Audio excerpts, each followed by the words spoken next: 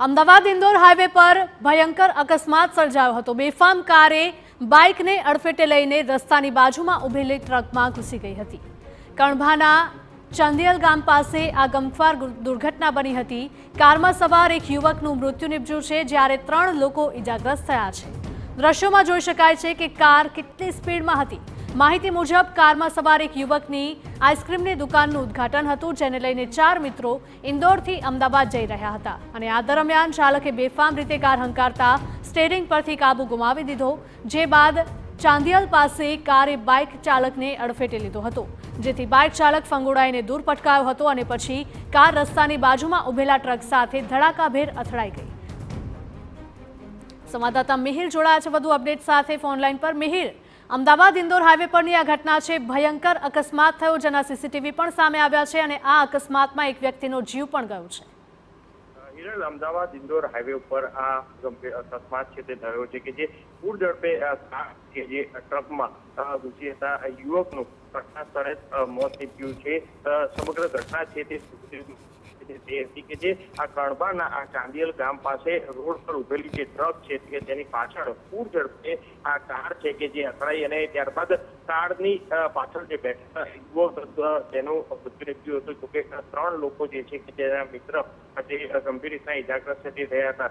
ગાડીમાં જે રહેલા યુવક અજય, પુષ્પક, રજ્જુ કોડ અને રાહુલ રાજપૂત આ 4 મિત્રો ઇન્દોરથી અમદાવાદ આવી રહ્યા હતા અને તે સમયે જ બપોરના સમયે આ જે ઇજાગ્રસ્ત જે ગાડી ચલાવનાર કાર ચાલક પુષ્પક હતો કે તેને પૂર ઝડપે આ ગાડી ચલાવતા જ અકસ્માત છે કે તે સર્જ્યો હતો।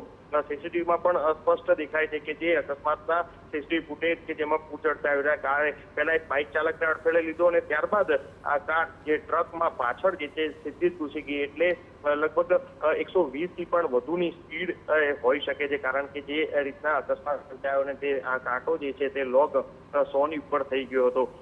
કારની પાછળ જે બેઠેલો હતો જે રજ્જુ ગોળ તેનું ઘટના સ્થળે મોત છે તે નીપજ્યું હતું।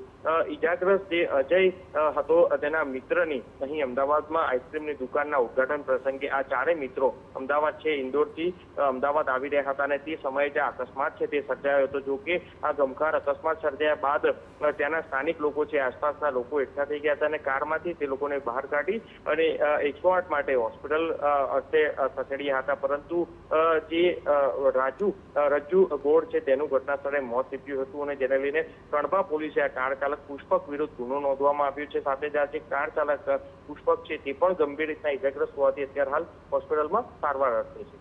બિલકુલ મિહિર, માહિતી બદલ આપનો આભાર। તો કણભાના ચાંદિયલ ગામ પાસેની આ દુર્ઘટના છે કે જ્યાં ગમખ્વાર અકસ્માતમાં એક યુવકનું મૃત્યુ નિપજ્યું છે અને અન્ય 3 લોકો ઇજાગ્રસ્ત થયા છે, જેમને સારવાર માટે ખસેડવામાં આવ્યા છે।